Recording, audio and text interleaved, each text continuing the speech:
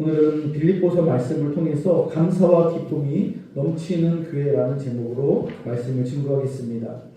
빌립보서는 기쁨의 서신입니다. 사도 바울이 제2차 선교여행 때 유럽에 있는 가장 첫 번째로 복음을 전하고 세운 교회가 바로 빌립보 교회입니다. 바울의 1차 선교 여행은 소아시아를 중심으로 하는 아시아 중심의 선교였습니다.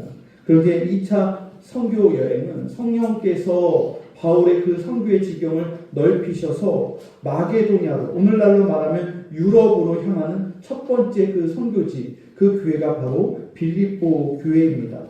빌립보서를 읽어보면은 이 짧은 편지에 기쁨, 또 기뻐하다라는 단어가 몇 번 나오는지 아세요? 빌립보서는 4장까지 있는데 이 4장까지 굉장히 짤막한 서신서입니다. 여러분들이 마음 먹고 앉아서 이 빌립보서를 읽으면은 한 30분이면 충분히 읽을 수 있는 그런 짧은 서신입니다. 그런데 여기에 기쁨, 기뻐하다가 무려 16번이나 반복해서 나옵니다. 그래서 빌립보서를 기쁨의 서신, 감사의 서신이라고 말을 하는 것이죠. 바울은 빌립보 교인들에게 편지를 보내면서 기뻐하십시오, 감사하십시오, 그렇게 권면하였습니다. 그런데 빌립보서를 자세히 읽어보면 바울이나 빌립보 교회의 성도들의 상황이 기뻐할 만한 상황이 아니었습니다. 왜냐하면 그 당시에 교회가 박해를 받고 있었습니다. 종교적으로 박해를 받고 있었고, 또 사도 바울 자신도 감옥에 갇혀서 빌립보서를 쓰고 있었어요. 그래서 빌립보서를 옥중 서신이라고 그렇게 말을 합니다. 바울과 교회의 성도들이 복음 때문에 박해를 당하고 있었습니다. 그리고 교회 내부적으로 성도들이 하나가 되지 못하고 서로 성도들끼리 다투는 상황이 일어나고 있었습니다. 또 경제적으로도 궁핍하고 어려운 상황 속에 직면하고 있었습니다. 지금 빌립보 교회는 핍박과 또 가난과 내분이라는 삼중고의 그 고통을 겪고 있었습니다.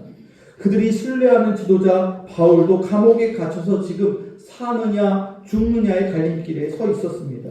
순교의 상황에 처해 있었다는 것이죠. 이러한 상황 속에서도 바울은 기뻐하라고 권면합니다. 자신은 물론 있거니와 교회의 성도들에게 기뻐하라고 권면합니다. 빌립보서 2장 17절로 18절 말씀을 보면 만일 너희 믿음의 재물과 섬김 위에 내가 나를 전제로 드릴지라도 나는 기뻐하고 너희 무리와 함께 기뻐하리니 이와 같이 너희도 기뻐하고 나와 함께 기뻐하라. 바울은 내가 나를 전제로 드릴지라도 나는 기뻐하고 너희와 함께 기뻐하노라, 그렇게 말을 하고 있습니다. 여러분, 전제가 무엇일까요? 전제는 구약에 나와 있는 제사 때 사용하는 용어입니다. 바울은 자신의 임박한 순교를 깨닫고 나의 피를 부어서 자신의 생명을 통해서 순교하여서 하나님께 드린다. 자기의 피를 드리고 자기의 생명을 드린다. 이렇게 고백하고 있는 것입니다. 빌립보서 마지막 장인 4장 4절을 보면은 주 안에서 항상 기뻐하라. 내가 다시 말하노니 기뻐하라. 여러분, 어떻게 환난과 핍박 속에서 기뻐할 수 있을까요? 어떻게 죽음의 상황 속에서 기뻐할 수 있을까요? 교회가 어렵고 또 성도들은 먹고 살기도 힘든데 어떻게 기뻐할 수 있을까요? 교회 지도자들이 싸우고 교회 안에 내분이 있는데 어떻게 기뻐할 수 있을까요?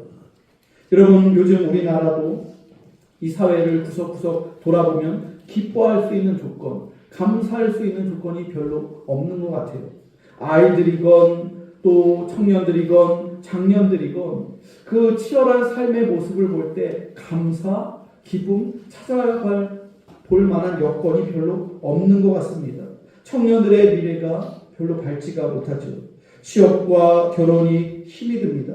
그래서 결혼을 하지 않겠다고 스스로 결정하는, 요즘에 비혼족이라고 하죠. 그런 청년들과 더 낮아지면 청소년들이 벌써부터 비혼족을 선언합니다. 그래서 3포 세대, 5포 세대, 또 7포 세대, 요즘에는 M4 세대라고까지 말을 합니다. 3포는 연애와 결혼과 출산을 포기하겠다. 그리고 거기에 두 가지가 더해지는 5포인데 내 집 마련과 인간관계를 포기하겠다. 또 7포는 꿈과 희망까지도 포기하겠다. 그리고 M포는 거기에 더 나아가서 건강과 자기 자신의 외모까지도 포기했다는 거예요. 참으로 마음이 안타깝습니다. 20대와 30대의 사람들의 그 젊은이들의 얼굴을 보면 굉장히 어둡습니다. 거기에다가 지난 코로나 팬데믹이 3년 동안 휩쓸고 갔잖아요. 이러한 시대적인 어려움 속에서 우리는 오늘의 말씀 빌립보서를 묵상해야 할 필요성이 있습니다. 박해와 경제적인 어려움과 교회의 위기 속에 삼중고 속에 있는 가운데서 사도 바울은 그러함에도 불구하고 주 안에서 항상 기뻐하라라고 우리에게 권면하고 있기 때문입니다. 바울은 빌립보 교회 성도들에게 편지를 보내면서 자기 자신을 그리스도 예수의 종 바울이라고 소개합니다. 바울은 자신을 소개할 때 먼저 사도라는 직함이 더 탁월하고 더 내세울 만한 것인데 바울은 항상 사도직을 먼저 내세우는 게 아니라 종을 내세웠습니다. 자신의 명함의 가장 앞자리에 예수 그리스도의 종이라고 그렇게 내세웁니다. 사도라는 직함을 굳이 내세우지 않았었던 이유는 이 빌립보 교회와 바울의 관계가 친밀한 관계였기 때문에 신뢰하는 관계였기 때문에 굳이 자기의 사도직을 말하지 않아도 성도들이 다 알고 있었기 때문에 자기 자신을 그리스도의 예수의 종이라고 낮추고 있는 것입니다. 바울은 쓸데없이 자신을 높이지 않았습니다. 아무 때나 자기 자신을 드러내지 않았다는 거예요. 여러분 오늘날 많은 지도자들이 쓸데없이 자기 자신을 드러냅니다. 자기 자신을 포장하고 자기 자신을 과장합니다. 그래서 자신보다 약하고 위치가 낮은 사람에게 갑질하는 그런 모습이 오늘날 세상에 얼마나 많이 있습니까? 이런 사람은 참된 지도자가 아니지요. 바울도 세상적으로 자랑할 것들이 참 많은 사람이었습니다. 빌립보서 3장 4절로 6절을 보면 그러나 나도 육체를 신뢰할 만하며 만일 누구든지 다른 이가 육체를 신뢰할 것이 있는 줄로 생각하면 나는 더욱 그리하리니 나는 8일 만에 할례를 받고 이스라엘 족속이요 베냐민 지파요 히브리인 중에 히브리인이요 율법으로는 바리새인이요 열심으로는 교회를 박해하고 율법의 의로는 흠이 없는 자라. 바울의 자랑의 조건들이 굉장히 많았다는 거예요. 그러나 바울은 예수 그리스도를 아는 지식이 가장 고상한 지식이기 때문에 세상의 모든 자랑할 만한 것들을 다 배설물처럼 그렇게 내려놓았다고 고백하였습니다. 바울은 오히려 그리스도 예수의 종이라고 자기 자신을 낮추었습니다. 여러분 종이 뭐죠? 영어로는 슬레이브라고 하고 헬라어로는 둘로스라고 합니다. 자신이 주인이 아니라는 거예요. 내 인생의 주인이 내가 아니라는 거예요. 나는 종입니다. 바울은 자기 정체성을 내 인생의 주인이 내가 아니라 나는 그리스도 예수의 종입니다 라고 말을 하는 것입니다. 여러분은 누구입니까? 이 세상의 모든 사람들은 다 자기 인생에 있어서 또 사회에서도 갑이 되고 싶어 합니다. 내 인생의 주인은 나라고 생각합니다. 하지만 여러분 우리는 주인이 아니라는 거예요. 우리는 인생의 주인공이 아니라는 거예요. 우리는 다 가만히 살펴보면 종입니다. 종. 그러면 우리는 누구의 종입니까? 오늘날 세상에 많은 사람들이 주인이라고 생각하지만 종으로 살아가고 있어요. 죄의 종으로 살아갑니다. 물질에 끌려서 물질의 종으로 살아갑니다. 술의 종으로 살아갑니다. 유혹과 음란의 종으로 살아가는 사람들도 있습니다. 인터넷과 게임의 중독에서 벗어나지 못하고 죄에 매여서 죄의 노예로 무기력하게 살아가는 젊은이들이 있습니다. 바울은 우리들에게 도전하고 있습니다. 누구의 종이 될 것인가? 그리스도 예수의 종인가? 세상의 종, 사탄 마귀의 종인가? 우리에게 묻고 있는 것입니다. 사도 바울은 그리스도 예수의 종이라고 자신을 당당히 밝히고 있습니다. 예수 그리스도를 주인으로 섬기며 나의 시간도 나의 물질도 나의 계획도 심지어 나의 생명까지도 나의 것이 아니라 나의 주인이신 예수 그리스도의 것임을 고백하며 그렇게 선교하고 그렇게 전도하고 그렇게 인생을 살아갔다는 거예요. 사랑하는 성도 여러분, 주인이 되려고 하지 마십시오. 우리들은 주인이 아니에요.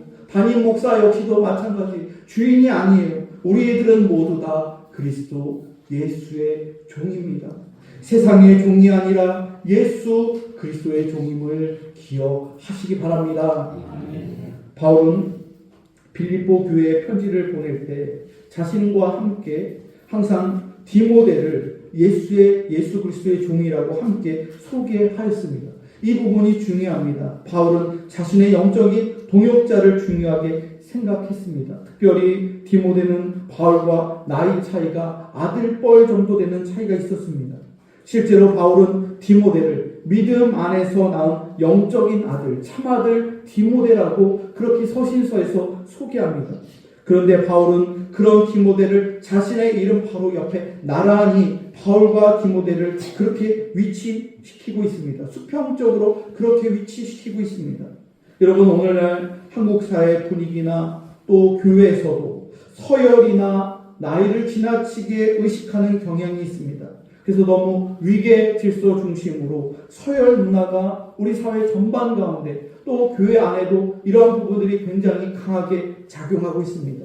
세상이나 교회나 잘못된 지도자들은 항상 함께 일하는 사람을 자신을 위해서 존재하는 소모품 정도로 아랫사람을 그렇게 학대하거나 그렇게 취급하는 그러한 모습들이 있다는 것이죠.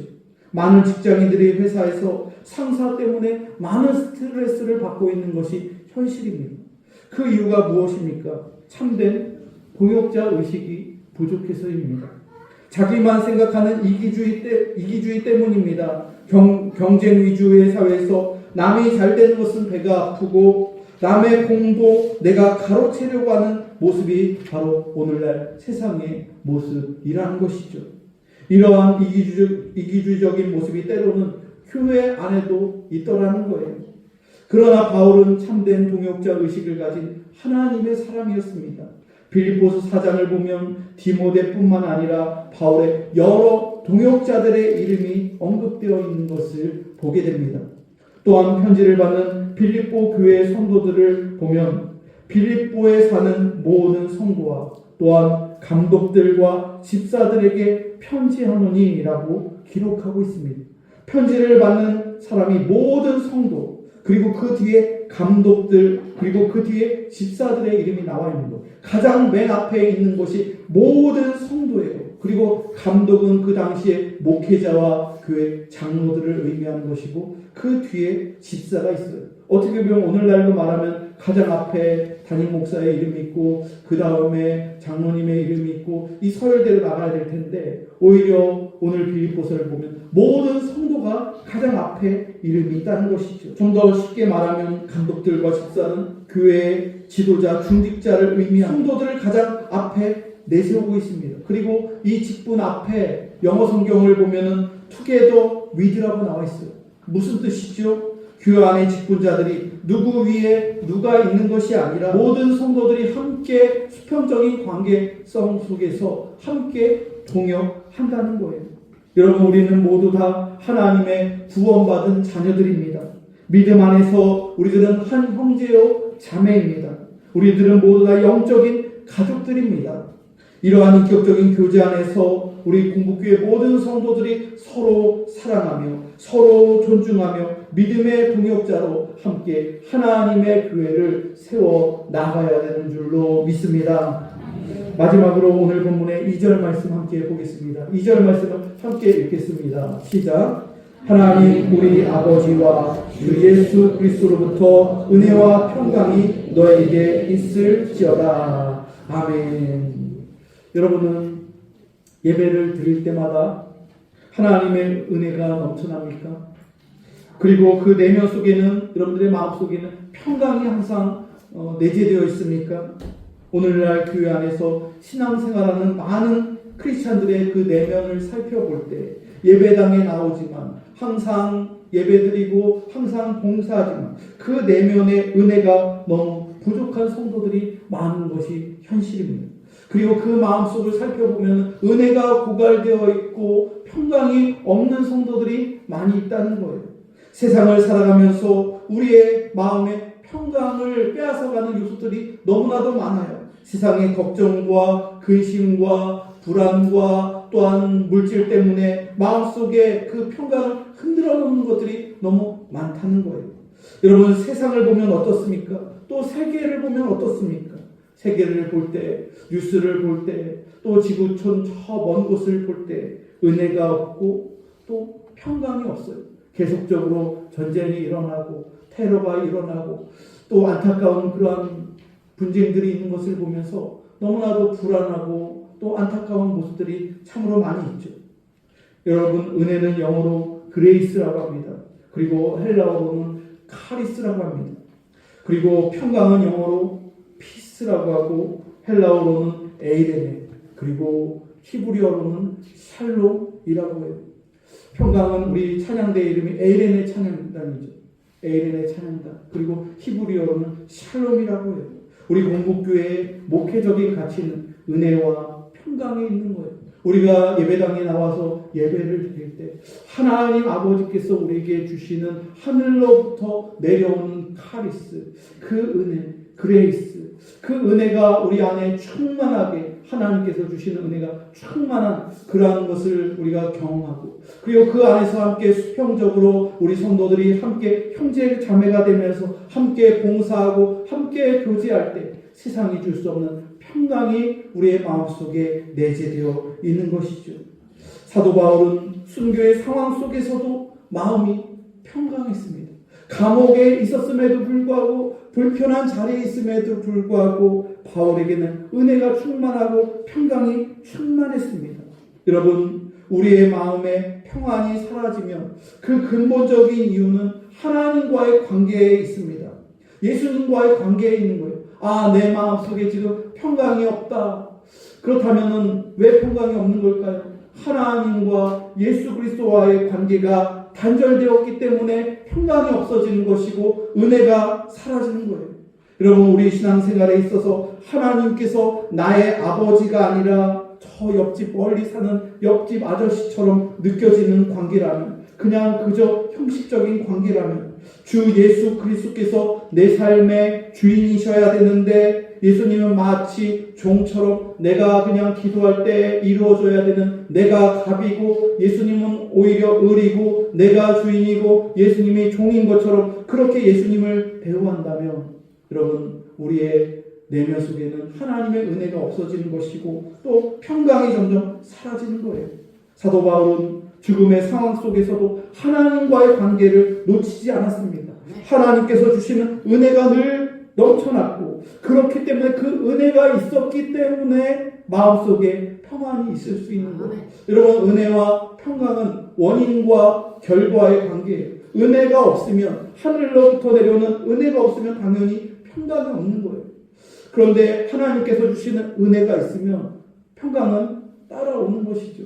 우리 성도들의 정말로 상황을 봤을 때 정말 믿음 좋은 성도님들의 그 가정에서 신방을 하고 또 함께 이야기를 나눠보면 은혜가 없을 만한 상황인데 하나님을 붙잡으면서 가정에 어려움이 있고 경제적으로도 또 여유가 없고 여러 가지의 건강의 문제도 있고 자녀들의 문제도 있는데 그 가운데서 끊임없이 예배하고 기도하면서 하나님의 은혜를 붙잡으니까 마음속에 평강이 있는 것이죠. 그 평강이 흔들리지가 않는 거예요. 믿지 않는 사람들이 봤을 때는 어떻게 그럴 수가 있을까? 그리고 또한 교회에서 헌신하고 또 봉사하시는 성도님들을 보면 여유가 있어서 하는 게 아니에요. 넉넉해서 하는 게 아니에요. 하나님께서 주시는 그 은혜에 감사하기 때문에 그렇게 나와서 하나님께 헌신하고 시간을 드리고 또한 하나님께서 주신 것들을 나누는 거예요. 그게 은혜가 있고 평강이 있기 때문에 그런 것이죠. 사랑하는 성도 여러분, 오늘 바울은 핍박과 경제적인 어려움과 교회 내분 속에서도 하나님의 은혜를 잊어버리지 말고 평강이 흔들리지 말라고 빌보 교회 성도들과 또한 모든 직분자들에게 그렇게 권면하고 있는 것입니다. 사랑하는 성도 여러분, 말씀의 결론을 맺겠습니다. 하나님께서 우리에게 매일 베풀어 주시는 은혜를 깊이 생각하시길 바랍니다. 하나님께서 값으로 환산할 수 없는 무한한 은혜를 우리 공국교회와 우리 성도들에게 지난날 70여 년 동안 지금까지 그렇게 폭포수처럼 은혜를 부어주셨음을 기억하시기 바랍니다. 또한 세상이 빼앗을 수 없는 평강이 우리에게 있습니다. 세상의 종이 아니라 우리들은 예수 그리스도의 종이 되어야 합니다. 믿음의 동역자들과 함께 서로 인격적인 신앙의 교제를 통하여 서로 존중하며 서로 사랑하며 서로 섬길 때 하나님께서 주시는 기쁨과 감사가 충만한 교회, 더욱더 함께 모여서 예배드리고 또한 선한 일을 감당하고 또한 전도하고 선교적인 사명을 감당하는 교회, 앞으로 더욱더 주님 나라와 오송과 공복리와 청주시에서 칭찬받는 교회, 그러한 교회로 함께 동역하며 그렇게 감사하며 나가는 모든 성도들이 다 되시기를 주님의 이름으로 축복합니다.